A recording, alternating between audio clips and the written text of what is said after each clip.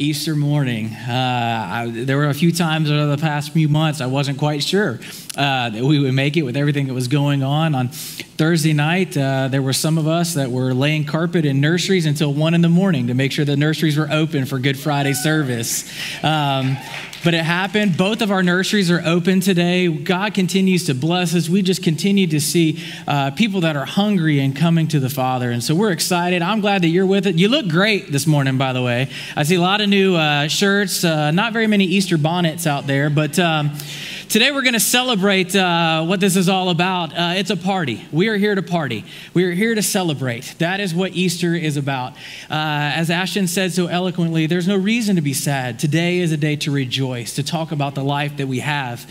The reason that Easter is so great, especially the reason that Easter Sunday is so great, is because the week that happened prior to Sunday, all of the things that took place in the life of the disciples that happened before. Brent, you're right. There was a sense of hopelessness that had to have set in, and we're going to talk about that today. On Holy Monday, we know that Jesus showed his authority by throwing out anyone and everyone that was doing business inside the temple. And then on Holy Tuesday, temple leaders challenged Jesus. They put him to the test. On what we call Spy Wednesday, a woman honored Jesus by anointing him with really expensive oil, and the authorities, they didn't like that very much, and it didn't sit well with Judas either. So he goes straight to the religious authorities. On Maundy Thursday, after celebrating Passover with the disciples, Jesus went to the Garden of Gethsemane to pray.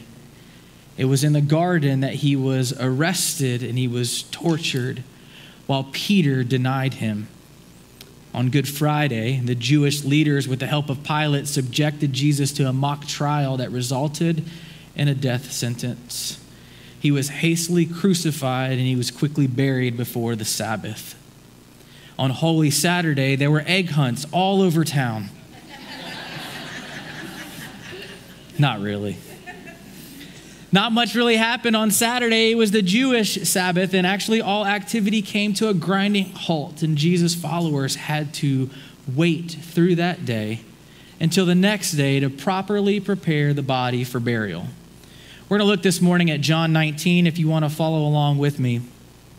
John 19:41 says, "At the place where Jesus was crucified, there was a garden. And in the garden, a new tomb, which no one had ever been laid, because it was the Jewish day of preparation, and since the tomb was nearby, they laid Jesus there."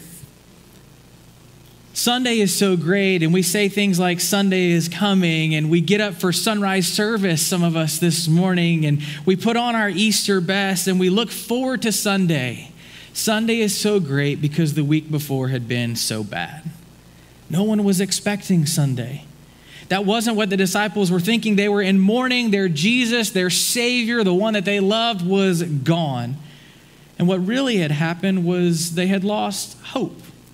They thought that it was all over.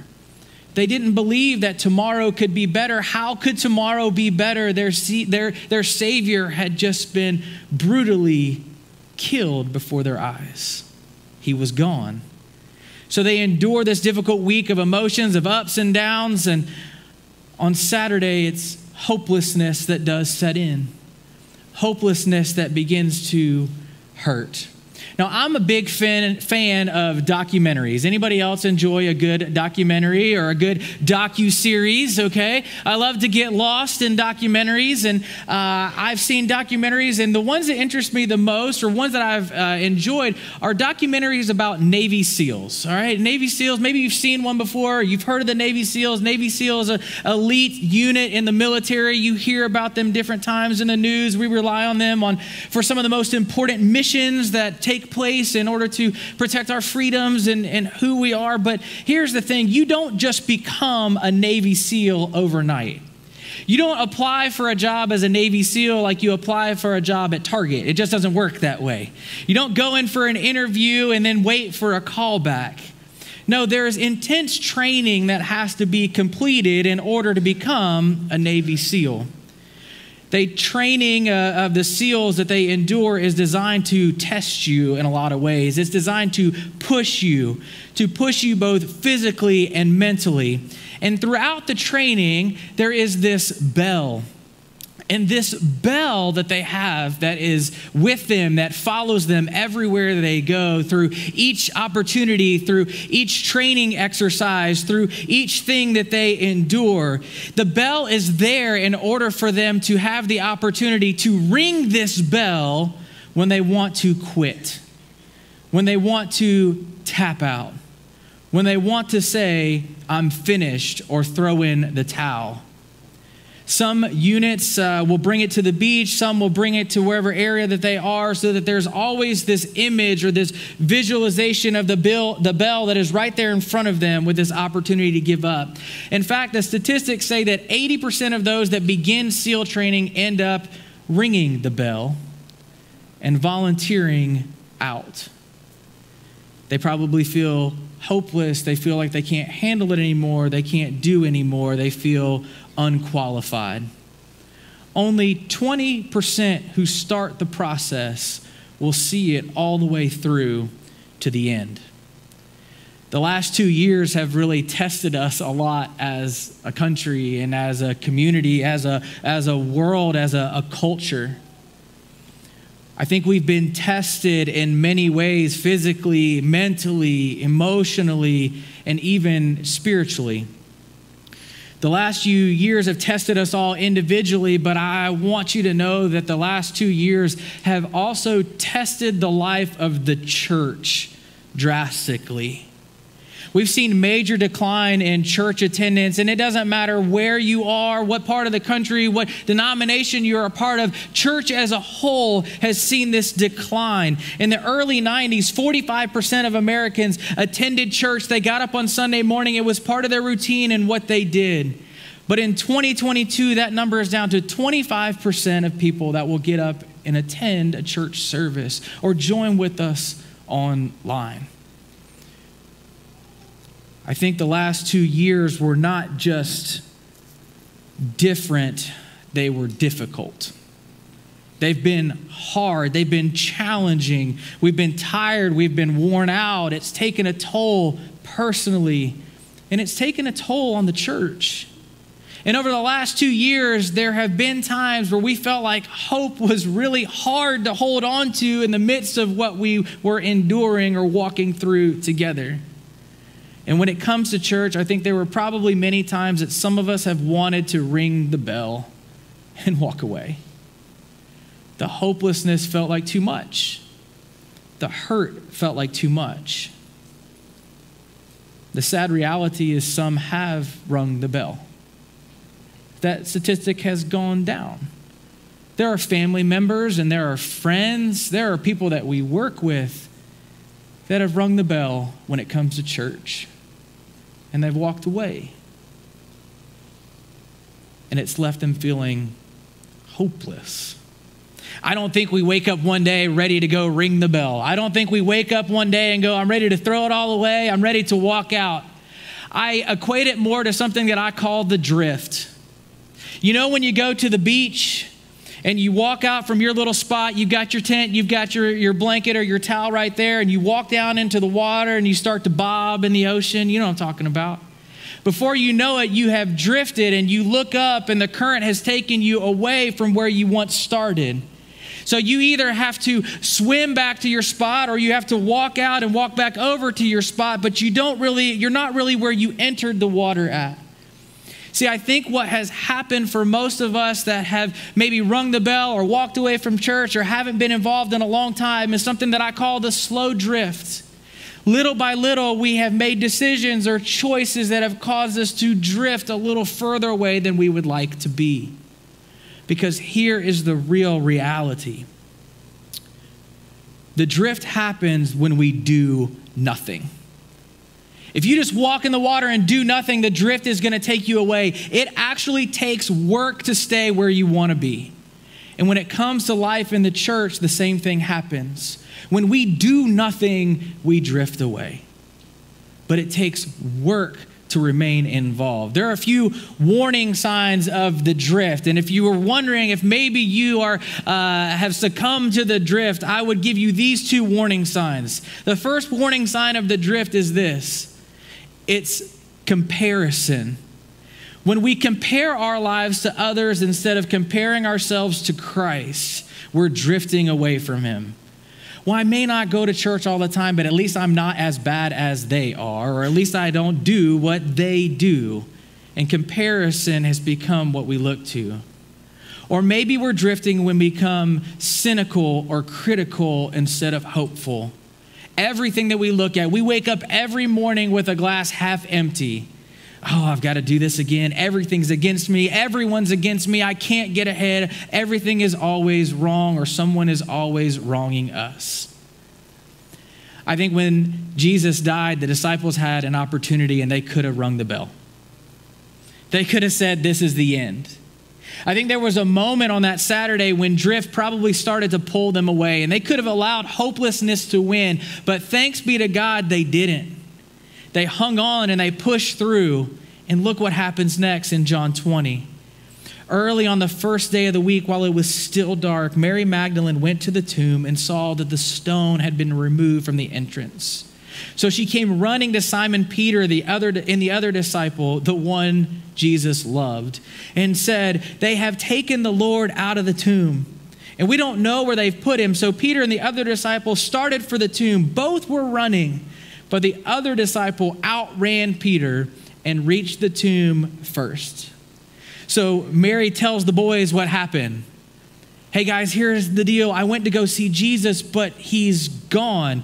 They take off running, probably still a little bit confused, but not too tired to have a foot race. I love that part. And since John is the author, he lets us know that he won the foot race. They didn't know what was in store. They really didn't know what they were going to find. They really didn't even know what had happened. They just knew that Jesus was gone. But I think that they are running because they are looking for that hope. I think that hopelessness that had set in, that drift that had started, I think they take off running because something has happened, and they may not know what, and they may not know how, but all of a sudden hope has creeped back in. Maybe that sounds like some of you today. I'm not really sure that anyone ran here this morning, but you're here. Many of you haven't been to church in a while, but you're here. Maybe you're not on campus, you're joining us online, and you're here. You may not really know what to expect or knew what to expect when you came in the doors today, but you're here. Maybe you're here because you're looking for some hope. Maybe you're here because brunch happens after church on Easter Sunday. But you're here. And I've got some good news for you today. Hope happens when you run to Jesus. Hope happens when you come to Jesus. The next few verses, they go into the tomb and it describes it. And it says that the body is gone, but the cloths are still laying there. They're folded and they're separated, and there's some confusion about what's really going on. But we can begin to see the beginnings of this hope. John 28 says, finally, the other disciple who had reached the tomb first also went inside, and he saw and he believed.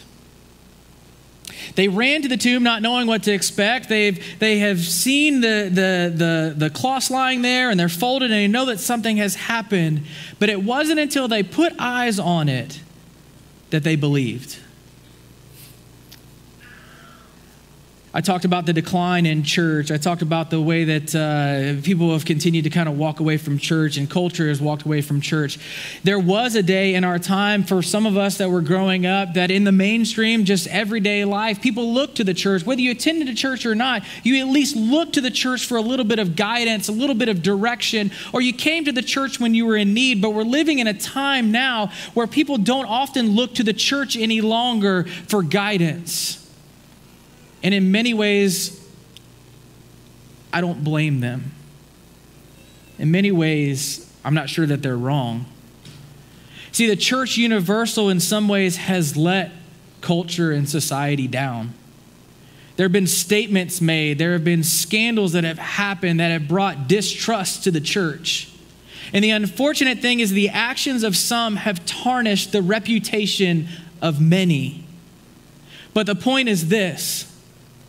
It's not about what we say as the church. It's about what others see in the church. Mary said the tomb is empty, but it wasn't until the disciples saw that the tomb was empty that they believed. Church, we can say a lot of things. We can tell people a lot of things.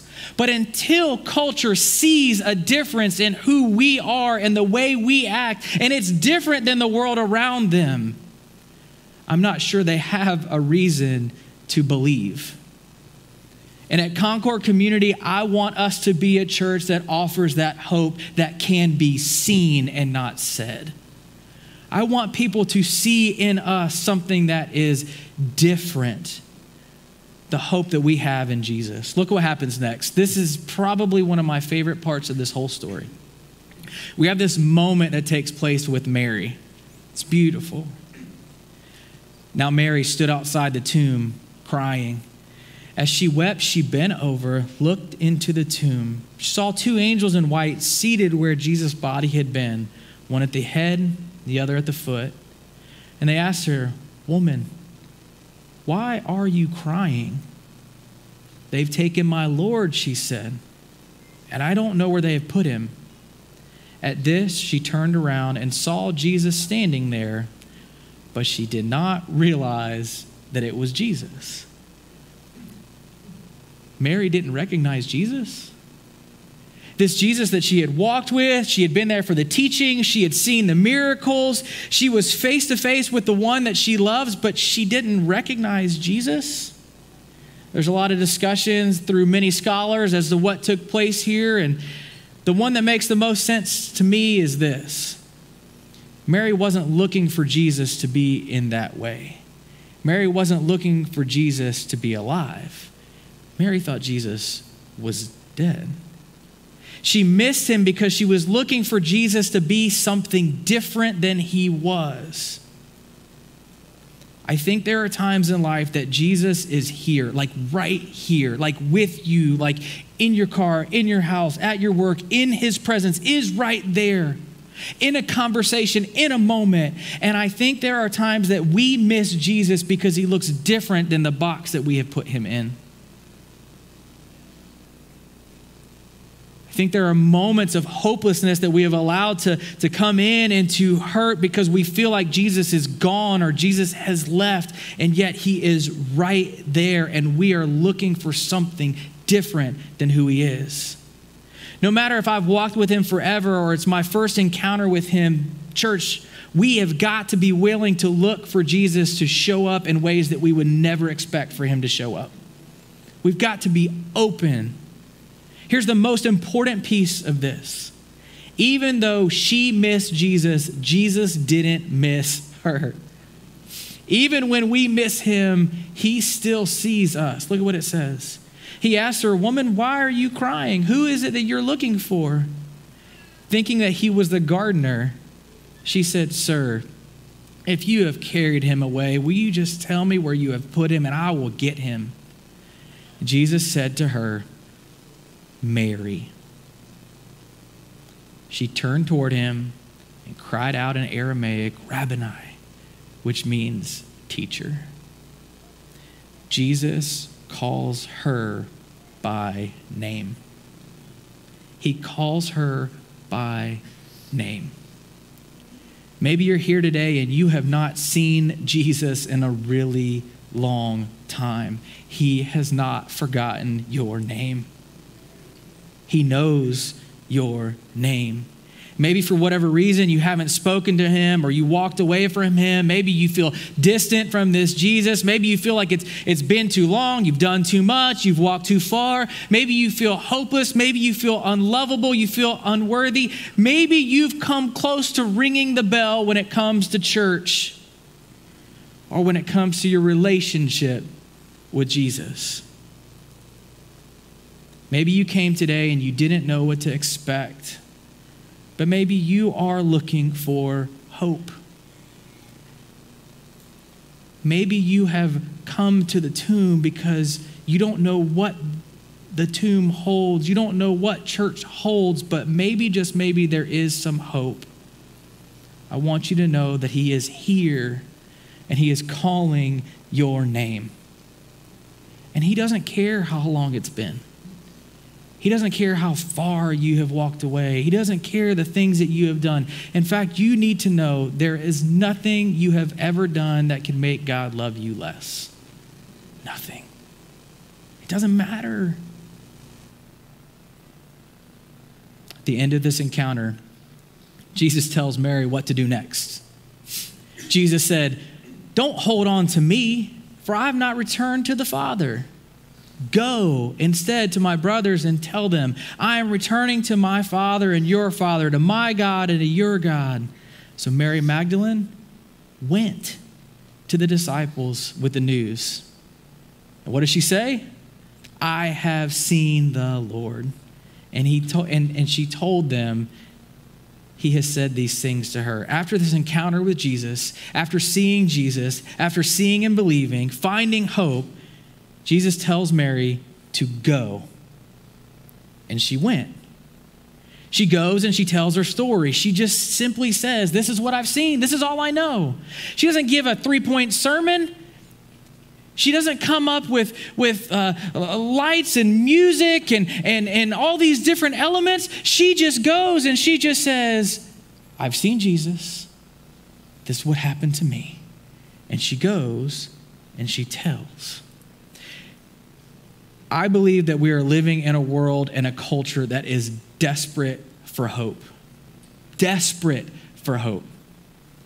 I have the opportunity to still spend a lot of time with students. If you don't know me, my life before this role was as a student pastor, and I loved every minute of it, and I think about it every day, some days more than others. To this day, I'm blessed because I still have the opportunity to spend time with students. I have a daughter that's in college that just shared the spoken word with you this morning. I have a middle daughter who is celebrating a birthday today that's in 8th grade and is preparing to go to high school to start that whole journey all over again. Like we just got one through, now it's time to start all over. And my third daughter, who is also in middle school. I feel really old saying all that. I also have the opportunity to coach softball at Mill Creek Middle School in town. And for 5 days a week, I spend 5 days a week with 19 middle school girls. Say a prayer. I'm part of a leadership team for our college life ministry that happens here every Wednesday night, where about between 25 and 30 college students come in to hear about the Father, and I get to live into them. When I think about all these opportunities that I have with children and with students, when I think about our kids, my heart hurts for them. Because they're growing up in a world that is so much more hurtful than hopeful.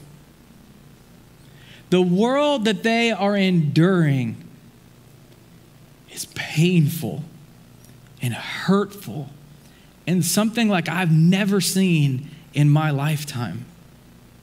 70% of students are losing their faith and walking away from church. And that number is rising every day.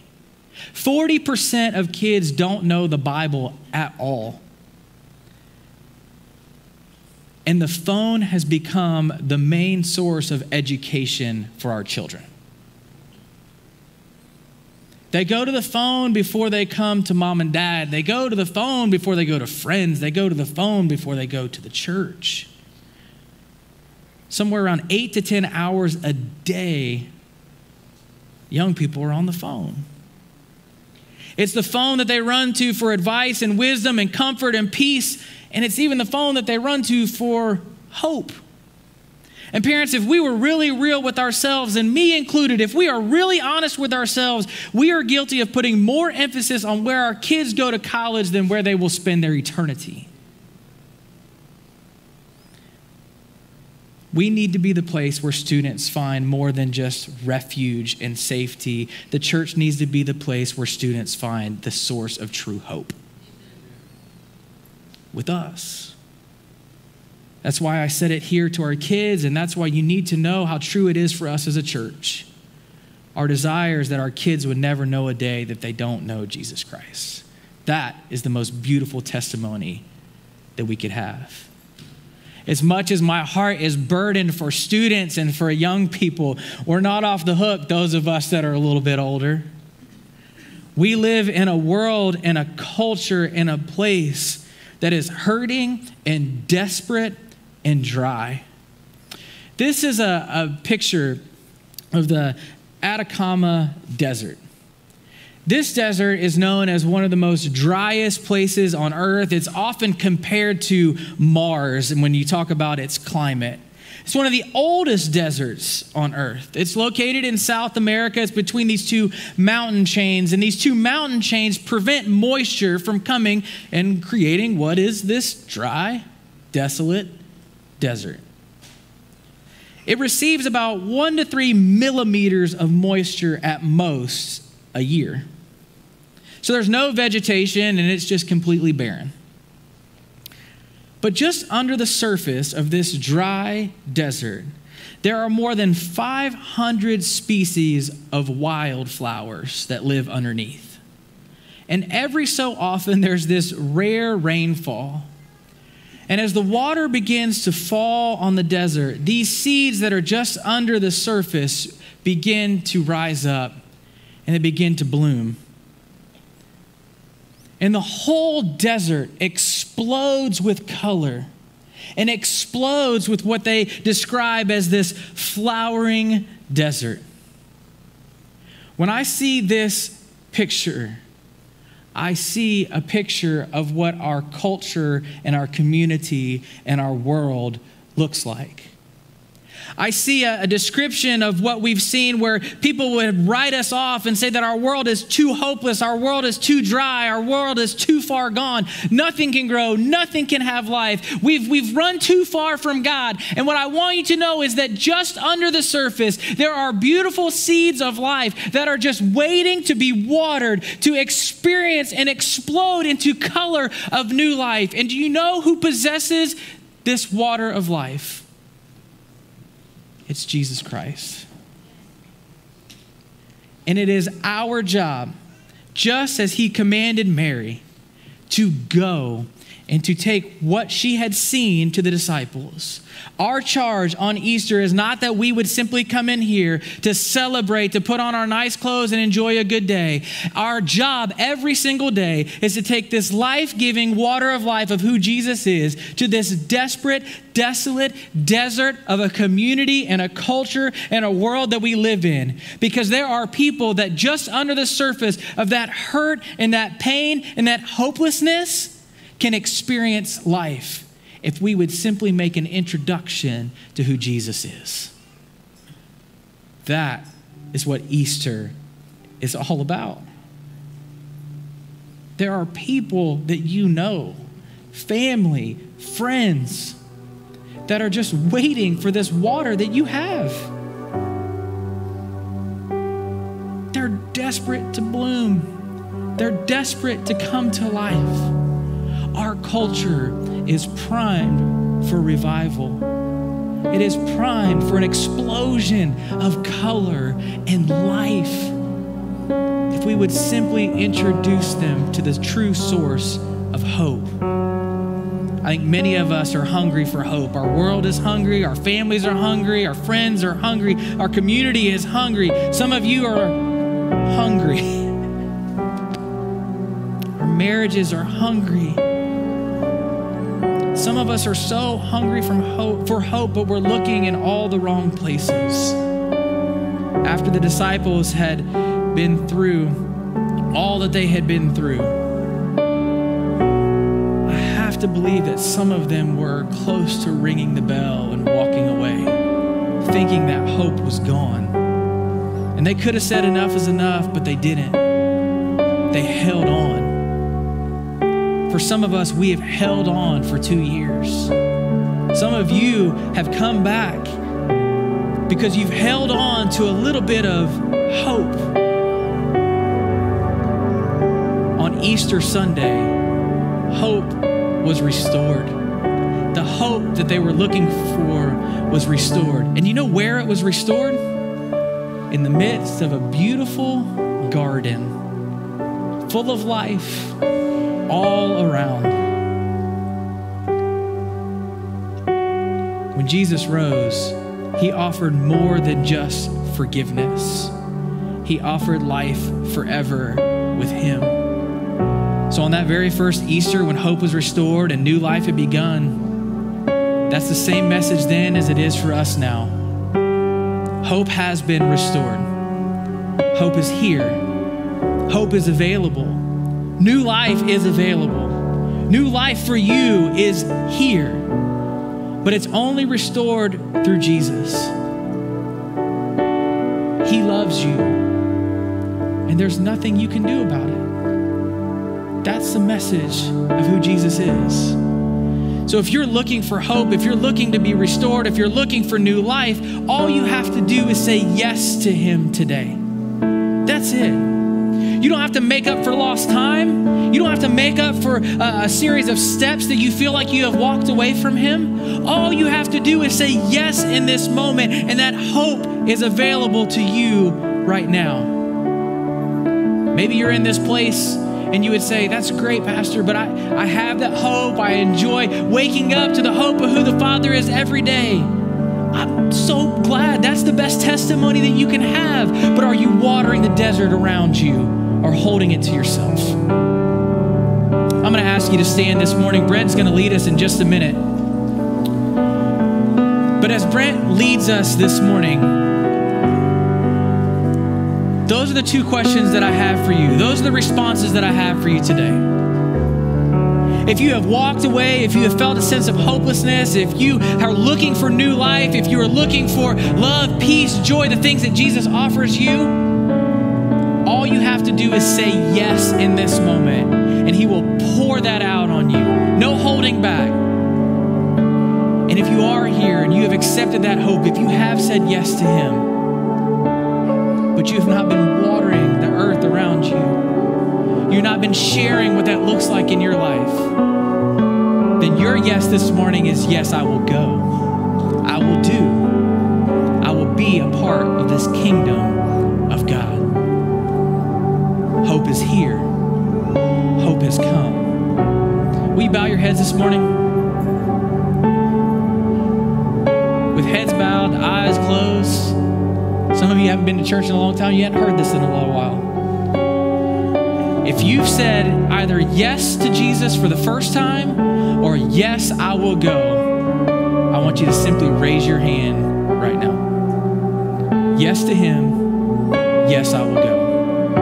Yes to him. Yes, I will share this with the world. I need the hope of who you are. I need my hope to be restored. I need to live every single day in awe of who you are and what you have done for me. Thank you for raising your hands this morning. Heavenly Father God, thank you so much for what Easter means. Thank you for what Easter has meant to us today. God, we set aside this day on a calendar to be able to worship you and to say that we belong to you. We say yes to you. We're thankful for the hope that you have given us. We're thankful for the opportunity to live into that hope every single day. God, as much as that decision is personal and is for each and every one of us, whether we're on campus or online, that decision has never been made to stay with the individual. That decision has been made to be shared with others. Lord God, will you help us to say yes, not only for ourselves, but to live a life that is unashamed of allowing others to know that we have said yes to you. May our world and our community see and believe you because we have said yes to you. Pray this in your Son, Jesus Christ's name.